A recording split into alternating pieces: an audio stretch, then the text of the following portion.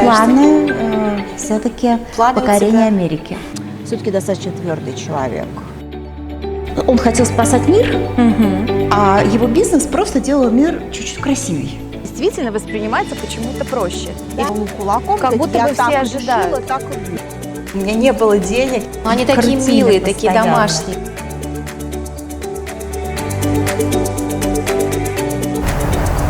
Сегодня мы находимся в штате Флорида, США. И сегодня наше интервью на русском языке. Моя героиня Екатерина Одинцова.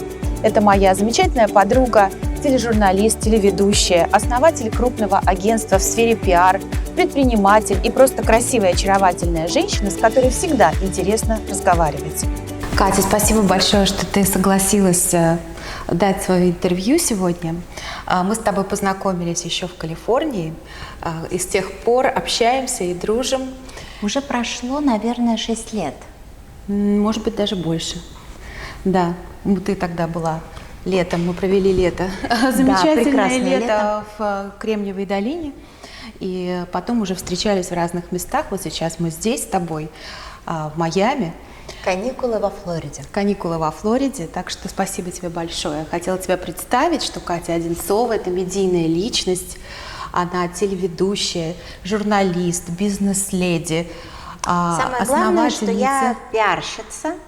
основатель, да, и руководитель пиар-агентства, которое сейчас разрастается, потому что ты открываешь филиалы сейчас в разных странах, правильно я понимаю? Да, Пиар-тренд – это агентство, которое я основала уже 15 лет назад, но 2 года назад я открыла филиал в Дубае, и год назад я зарегистрировала Пиар-тренд во Флориде. Отлично, И то есть ты сейчас мои разрастаешься. планы все-таки Планы у покорение тебя- Америки. Планы у тебя глобальные, это замечательно. Я хотела тебя спросить про начало твоего пути, потому что как ты вообще для начала, как ты выбрала профессию телеведущей, как ты попала на телевидение, и ведь ты же, по-моему, училась на химика. Да, я по первому образованию химик-исследователь, спектральный анализ. Но профессия телевизионного ведущего, она меня выбрала сама. Я никогда не стремилась в кадр, я не планировала. Мне казалось, где я, где телевидение. Я простая девочка из семьи инженеров. Я жила в городе Горький, закрытый военный город. И ничто не предвещало такого резкого поворота сюжета, что я попаду на телевидение, сначала региональное, потом перееду в Москву. Я в 99 году переехала в Москву, поступила в школу Познера, уже будучи известной ведущей в Нижнем Новгороде на региональном телевидении. И после школы Познера меня взяли вести новости на НТВ, но я поняла, что новости это не мое, и ушла учиться на журфак МГУ. После Почему чего, тебе не понравилось вести новости? во-первых, я все-таки не очень погружена в политику. Но во мне нет этого, я больше про какие-то человеческие, более ежедневные потребности, нужды. Я понимаю, что вот я 7 лет вела передачу о здоровье, за нее у меня даже есть медаль за полезное, потому что вот о здоровье я как-то, мне это ближе. Потом я ушла в фэшн, я возглавляла журнал о моде, телеканал о моде международный, и мне очень всегда нравилась вот эта тематика женская. Ты же даже вела кулинарный, по-моему, канал. И да, со своими детьми на своей кухне я вела кулинарные программы 5 лет.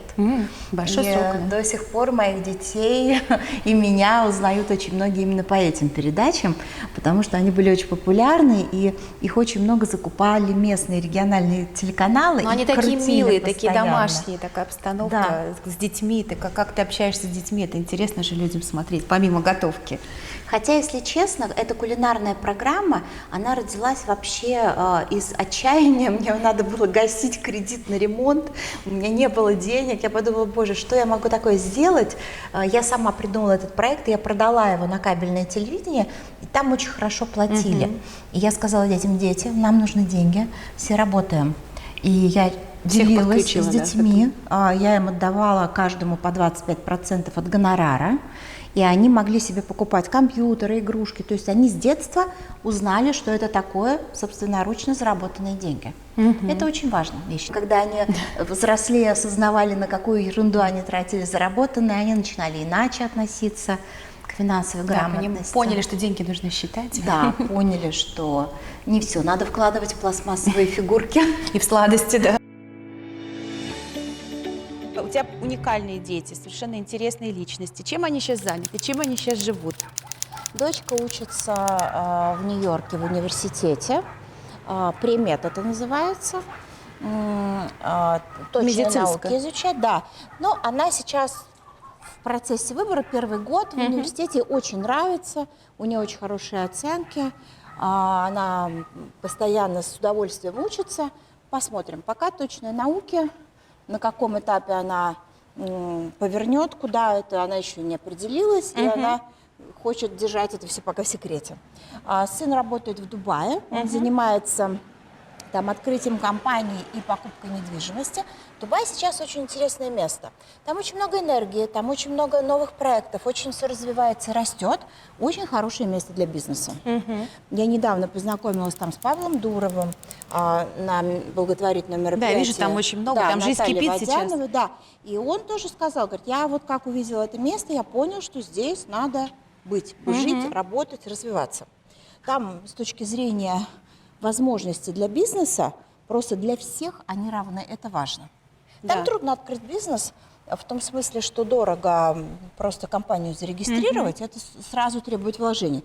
Но зато это отсекает там определенный уровень людей неопытных, скажем так. Вот. А людей все-таки, которые уже понимают, что они хотят делать, возможности есть. А как ты попала в пиар? Да, почему вообще родилась идея пиар? Да? Когда она появилась? И с чего ты начала? Я как-то в какой-то момент, я очень интересовалась экономикой, читала очень много экономических статей.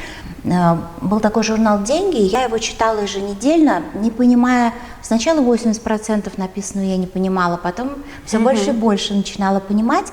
Я очень, в какой-то момент я осознала, что я предприниматель, но у меня не было стартового капитала.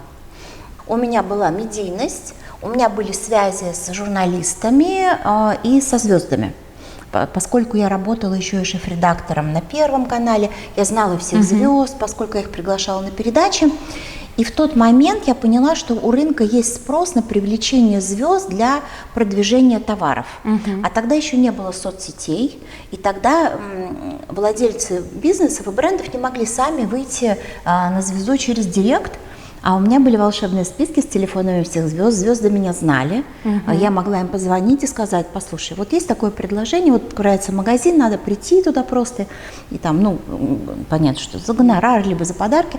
В общем, я начала приглашать звезд, потом, поскольку я сама была ведущей, я вела эти открытия, и когда я работала главным редактором журнала, я заметила, что на рынке нет ни одного пиар-агентства полного цикла. То есть были отдельные пиар-агентства по работе с прессой, и были такие фрилансеры, как я, которые договаривались со звездами. Но не было одного окна, куда можно было обратиться и сразу получить все. И организовать мероприятие, и прессу аккредитовать на него, и звезд пригласить. И я сделала такое агентство. Все в одном, Всё в все одном. сервисы сразу. И мое агентство PR Trend было первым на рынке, которое оказывал полный сервис. Конкурентов у нас не было, поэтому на начальном этапе я полностью этот рынок захватила. Более того, даже потом, когда многие агентства стали декларировать, что у них есть вот это вот полный цикл, они нас нанимали на субподряде на то, чтобы договариваться со звездами. Здорово. И кто у тебя были первые клиенты? Моим первым клиентом стала фармацевтическая компания «Ферасан», поскольку я тогда вела передачу о здоровье. Меня еще знали как ведущую передачу «Здоровье». Меня приглашали вести, потом я стала приглашать звезд. И именно они, когда они сливались с Pfizer, они сказали, что теперь все будет строже, поскольку американская компания, там такой подход серьезный, что не могут со мной работать как с ИП, индивидуальным предпринимателем, я должна открыть юрлицо. Мне было ужасно страшно. Но они мне дали бухгалтера, который меня научил, который мне все объяснил, и я долго набиралась мужества, потому что мне казалось, юрлицо, это открыть компанию, это уже какая-то другая ответственность, да. Но я это сделала, и я не жалею. А какие сложности? Потому что, может быть, кто-то тоже хочет работать в этой сфере, да? Кто-то хочет начать свой бизнес в пиар и хочет понять, с чего начать. Вот есть ли у тебя какие-то рекомендации для предпринимателей, которые начинают только еще этот путь в этой сфере? Несколько лет назад я записала даже онлайн-курс для университета «Синергия», как открыть свое пиар-агентство. Но рынок пиар-услуг, он очень сильно меняется. И сейчас тем, кто хочет открыть свой бизнес в сфере пиара, я рекомендую в первую очередь изучать SMM, все инструменты SMM, social-медиа маркетинга, работы в соцсетях и изучать все возможности искусственного интеллекта. Сейчас создать свое пиар-агентство еще проще, чем раньше, потому что огромный пласт рутинной работы можно делегировать искусственному интеллекту и нанять только несколько суперпрофессионалов, которые потом будут перепроверять за искусственным интеллектом, все ли он корректно сделал. То есть, в принципе, можно работать из дома, самому создать такое агентство, да, и на удаленке все это делать. Я свое агентство, которое имело офис в начале 2020 года, когда началась пандемия, у нас был большой офис в самом центре Москвы, много ивентов было запланировано, и все в один день отменилось. И мне тут мое образование химико-исследователя и опыт работы в медицинской журналистике очень помогли, потому что меня учили в университете анализировать данные. Я поняла, что это надолго. Я поняла, что это не месяц и не два, этот локдаун. И я успела до локдауна расторгнуть договор аренды офиса, распродать мебель, раздать сотрудникам компьютеры, всех распустить по домам. И ровно за день до локдауна мы все закрыли офис, все, выключили свет и начали работать на удаленке. И с тех пор мы продолжаем работать только на удаленке. Мы отладили структуру работы.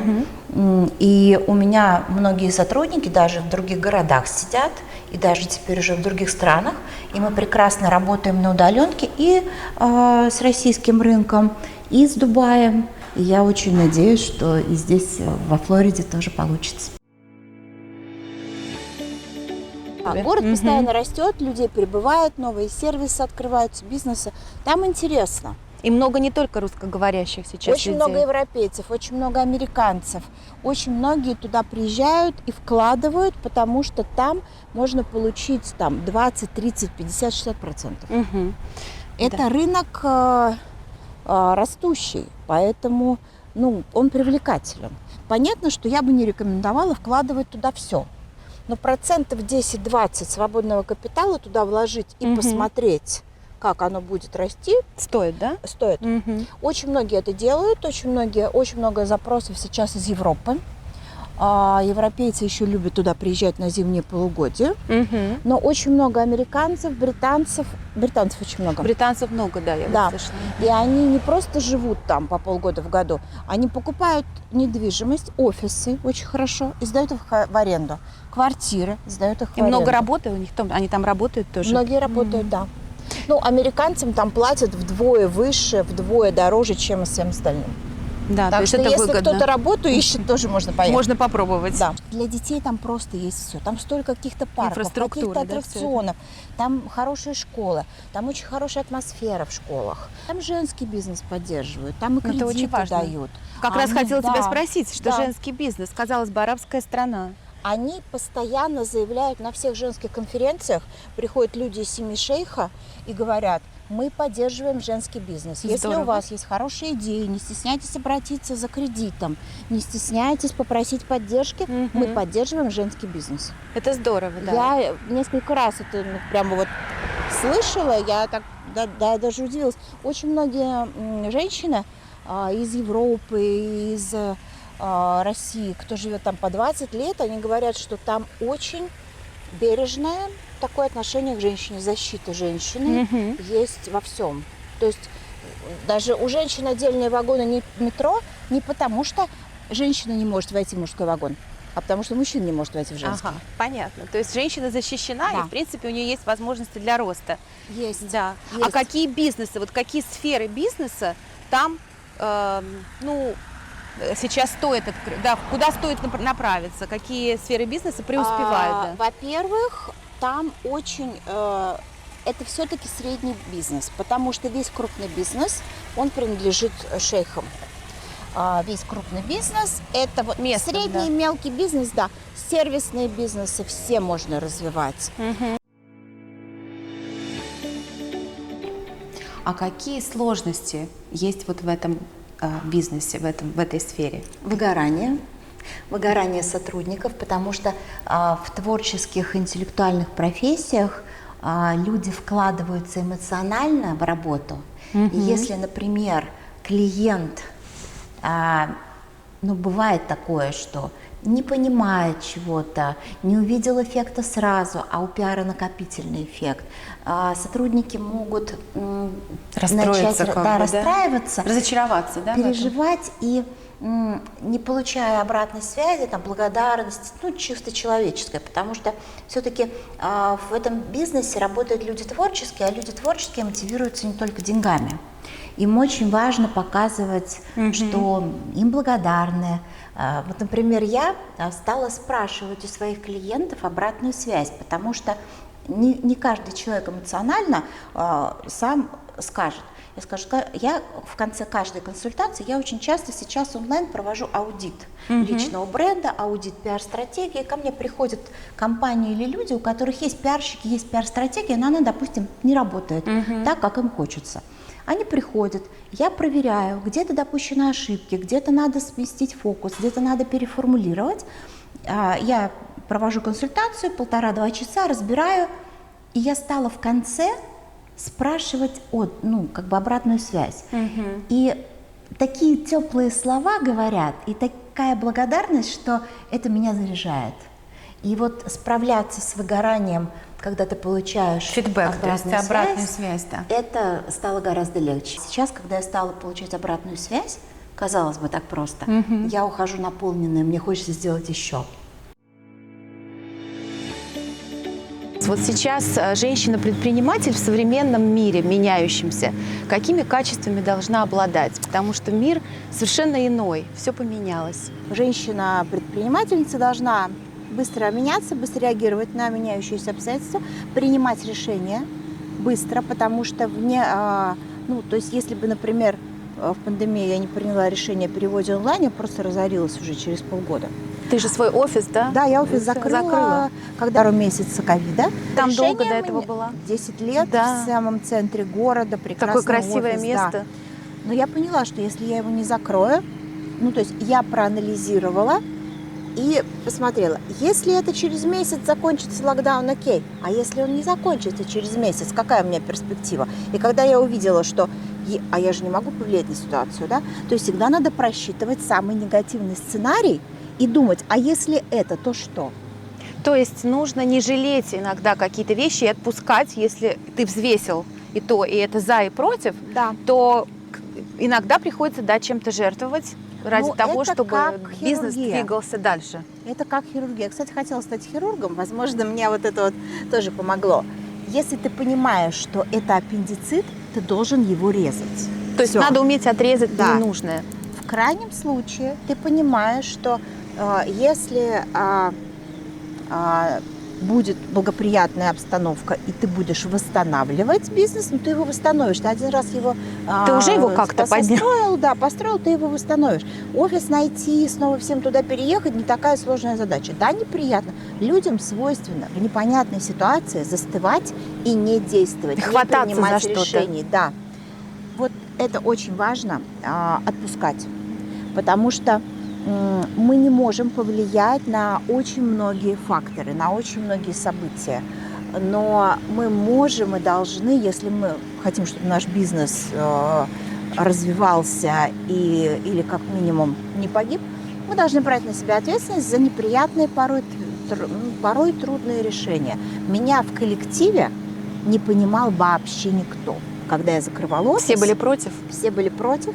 Мои ближайшие, мои соратницы, мои сотрудницы говорили, что ты делаешь, ты разрушаешь все, что мы создавали столько лет.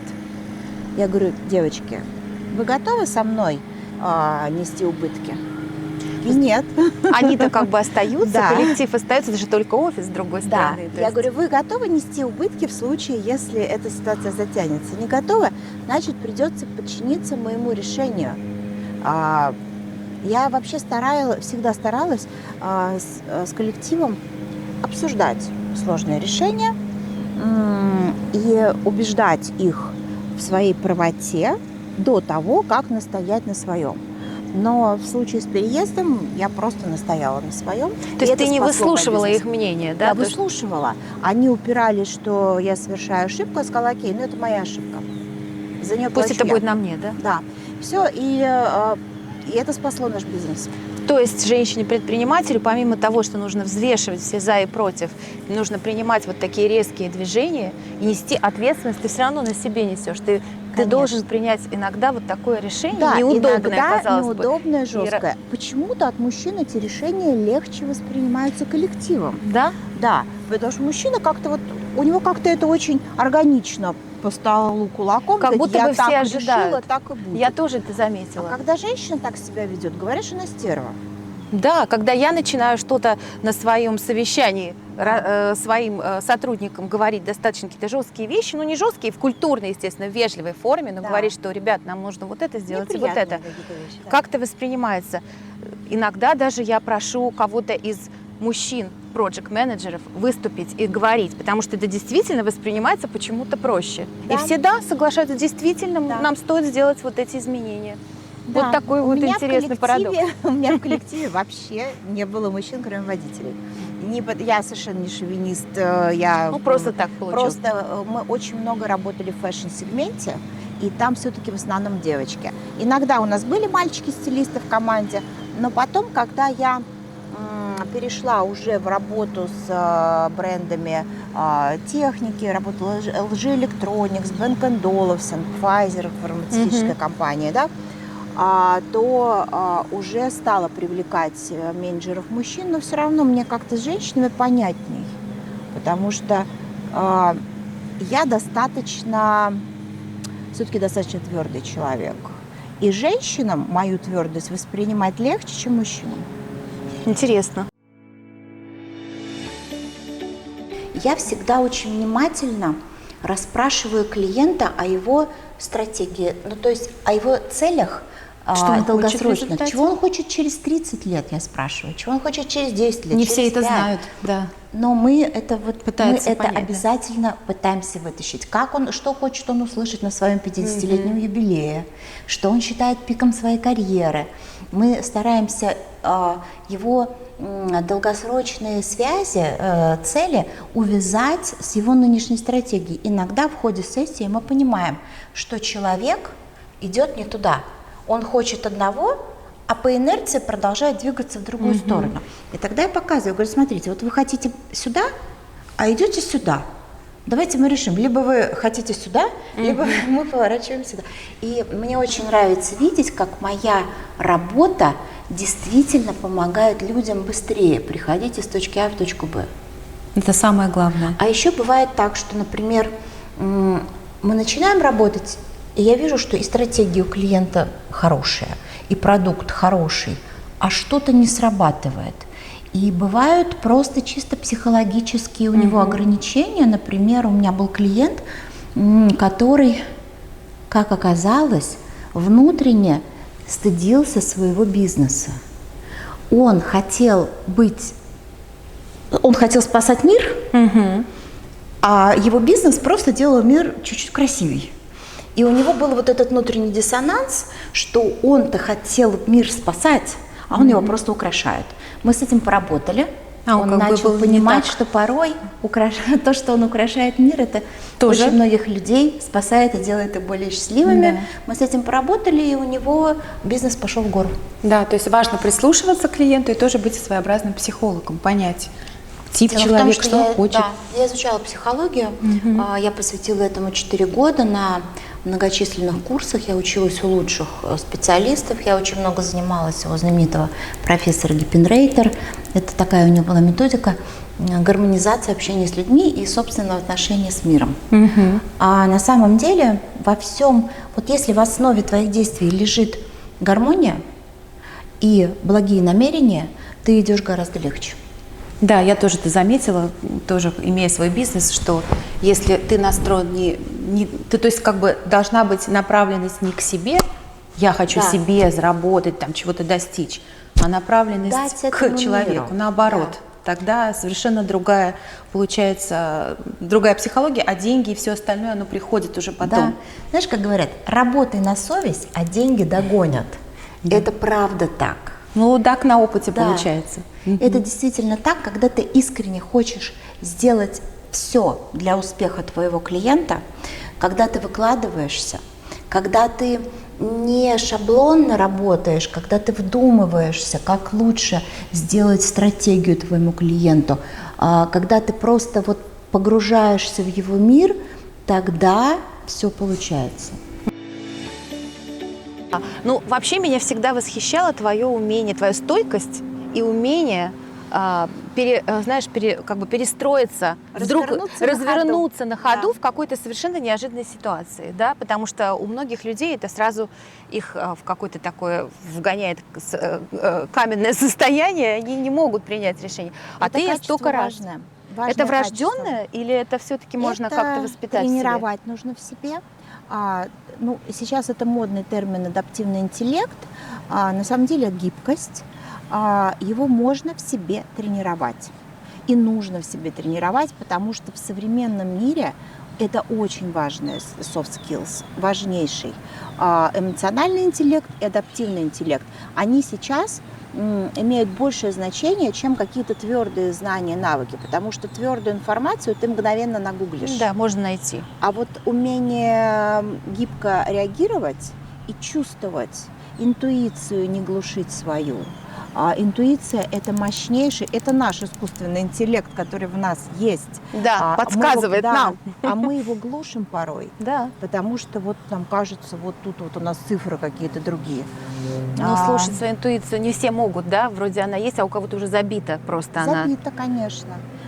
Интуицию слушать нужно.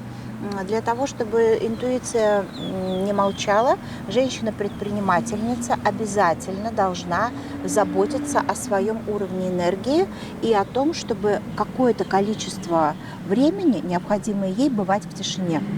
Потому что когда она не находится в тишине, как раз глушится интуиция. Только в тишине мы перерабатываем какие-то, знаешь, где-то мысль мелькнула, что-то тут какая-то идея возникла. И только когда мы находимся наедине с собой, желательно заниматься в этот момент какими-то телесными практиками, кто что любит. Я, например, вообще не спортивная, но я знаю, что мне надо пойти в баню, пойти поплавать, пойти на массаж. И во время массажа у меня может возникнуть супер идея, которая потом принесет много денег, успеха, наград. Я с тобой полностью согласна, у меня тоже так же, потому что я должна, это называется какой-то такой creative space. Это свое место, когда ты даже просто на прогулке идешь, да, и вдруг тебе приходят самые лучшие идеи. Я сейчас просто читаю книгу Шварценеггера о том, как вообще, как он построил свою карьеру. Он же сделал карьеру в разных областях совершенно. Очень интересно, он там рассказывает про то, что лучшие идеи ему приходят в джакузи. Когда он один сам с собой лежит в джакузи, ему все лучшие идеи приходили почему-то там. Ну, то есть тоже время для себя. Тоже время для себя. Потому что ты отпускаешь вот этот твой контроль этого мира. На самом деле, у меня новость, она, может быть, кому-то покажется плохой, на самом деле она хорошая. Мы, по правде-то, ничего не контролируем. Кажущийся контроль. Да, вокруг нас взлетает постоянно столько черных лебедей, что надо немножечко подрасслабиться и оставить попытки спрогнозировать, расписать жизнь на много лет вперед. Не бойтесь изменений, потому что они все равно произойдут. Потому что жизнь – это все, это изменение. Да? Жизнь это путь, да, это дорога, а не точка назначения. Катюша, хотела тебе задать личный вопрос. Я прочитала твой пост недавний, личный достаточно пост в Телеграм, о том, что тебе приснился сон, что ты почувствовала себя вновь влюбленной, окрыленной. Я хотела спросить, это только сон или все-таки в реальности тоже ты такой себя чувствуешь сейчас? На самом деле, мое сердце давно закрыто, и я сфокусирована на работе и бизнесе. Наша с тобой общая подруга Анфиса Чехова недавно мне сказала: открой свое сердце, ты не видишь мужчин, они не видят тебя. Я подумала, что сердце, где оно вообще? Как его открыть? Да, и вдруг через несколько дней буквально мне снится сон. Я даже написала об этом пост, потому что это такое очень, я считаю, это важно, и очень многим женщинам это звалось. Мне огромное количество женщин написали, что я прямо их описала, и что им это отзывается. Я именно поэтому решила поделиться этой эмоцией. Мне написали, что да, действительно, это так здорово, когда ты влюблена, ты чувствуешь себя живой. Мне приснилось, я даже никакого конкретного мужчины не видела во сне, мне просто приснилось вот это чувство, что я влюблена, что я жду встречи с этим человеком, что-то я помню готовила, как-то вот ждала, что придет любимый человек. Я вспомнила, как это здорово, когда ты не только на работе сфокусирована, когда ты не только такая амазонка, которая решает вопросы, зарабатывает деньги, да, но когда у тебя в твоем сердце звучит музыка, и в твоей душе звучит музыка. Это очень здорово. Я сейчас не влюблена, но я вспомнила, как это хорошо. Ты не исключаешь такую возможность? Я не исключаю такой возможности, потому что жизнь, она должна быть многогранной. Жизнь, она должна состоять не только из успешного успеха. И работы. Да. А не мешает ли мужчина и вот эти вот такие чувства и к тому, что ты развиваешь свой бизнес, не мешает ли он карьере? Может быть, женщине успешной, которая строит свою карьеру, легче самой одной? Я считаю, что на начальном этапе, может быть, есть такой этап построения бизнеса, когда, отвлекаясь от фокуса на дела, ты можешь где-то просесть в скорости или доходе. Но, опять же, жизнь, она не только про достигаторство. И жизнь должна быть гармоничной. А любовь делает нашу жизнь гармоничной. Да, и мы хотим... А правильные отношения, они никогда не разрушают ничего настоящего. Это так. И хочется, чтобы у тебя вновь появилось чувство, ощущение бабочек в животе, как на этих бокалах. Что же, это был тост за любовь, прекрасный тост. Я считаю, что любовь делает нашу жизнь прекраснее. Всем желаю любви. Подписывайтесь на наш канал, ставьте лайк, подписывайтесь на нашу страничку в Instagram. Вся информация будет указана под этим видео. Идем дальше вместе!